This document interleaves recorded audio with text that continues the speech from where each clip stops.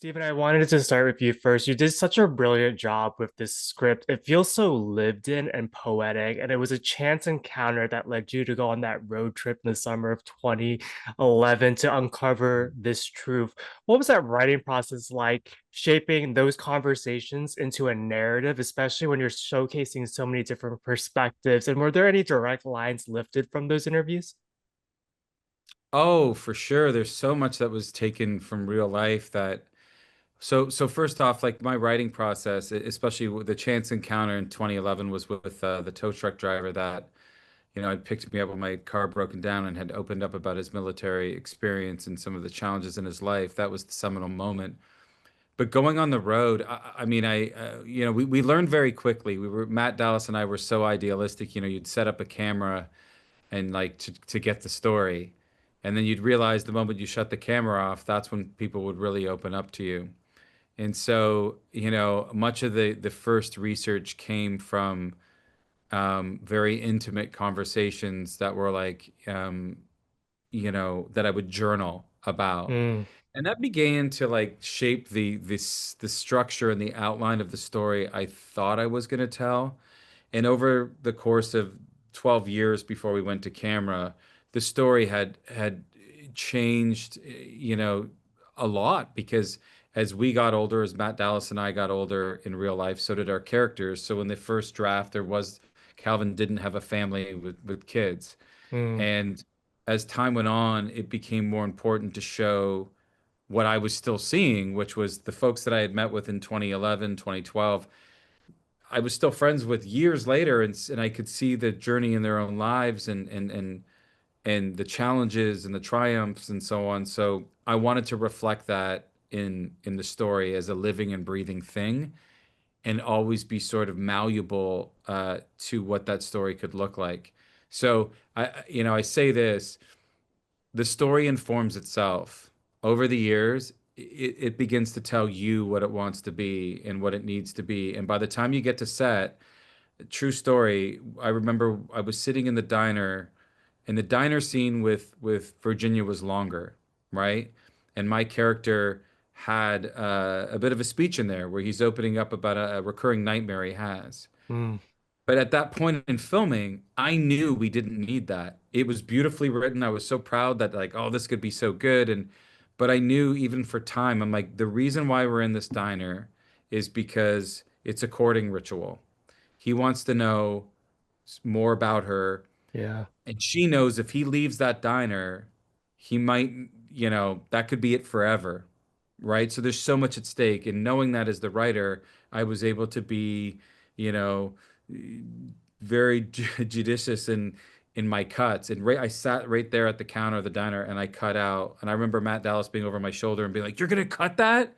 I'm like, "We don't need it. I have to trust that what's more important about the scene is we get this, this, and this." So I'm sharing that because even on the day while you're filming, Yeah. being receptive to that, to be in service of the story rather than in just being in service of one particular character or how great you think something's going to be.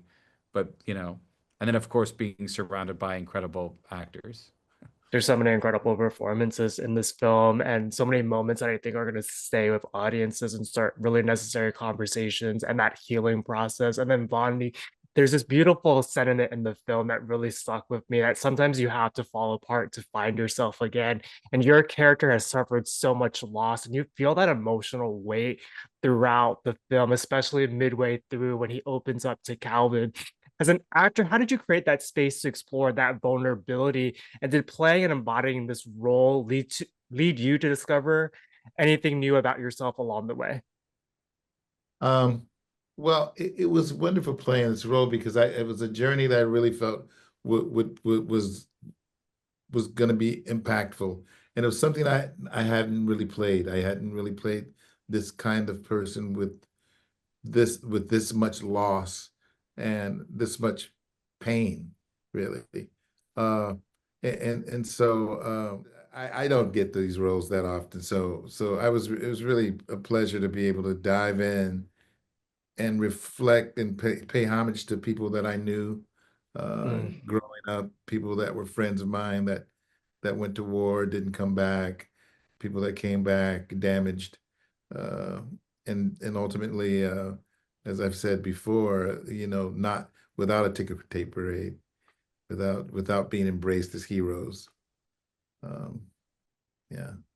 There's so much care that this entire team brought to this project that you can feel. And Stephen, I also love how you wove moments of levity into the film as well. It gives the story this really real slice of life quality, reminding us that, even in the heaviest moments, humor and light still exist. Why was it so important for you to highlight that juxtaposition and strike that balance? And much did you rely on the chemistry of your ensemble to uncover those moments?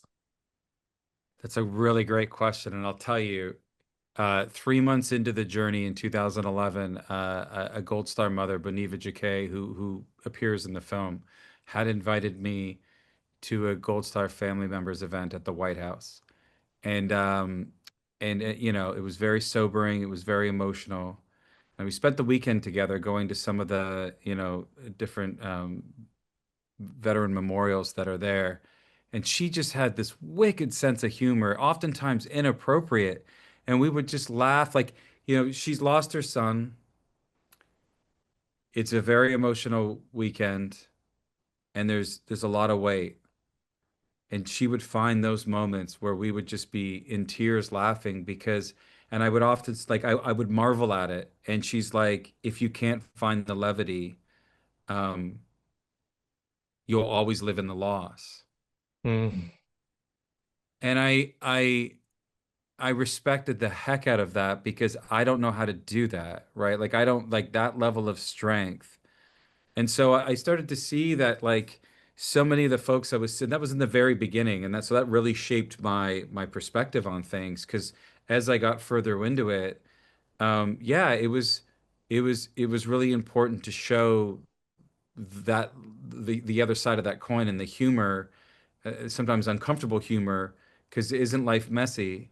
mhm, And I wanted to when you look at even stuff with the dynamic with Coach O with Dominic Famus's character and him ripping on Calvin as like the bigger brother, and even the scenes with Vondie's character where Calvin's ripping on him, about they got to hang on to the truck because the Gotham needs its duo.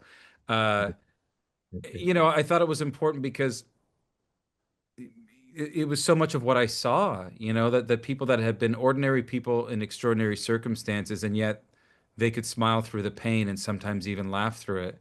And it yeah. was just a level of fortitude that I just hadn't witnessed in the civilian world, I guess. And so it's all there on the screen.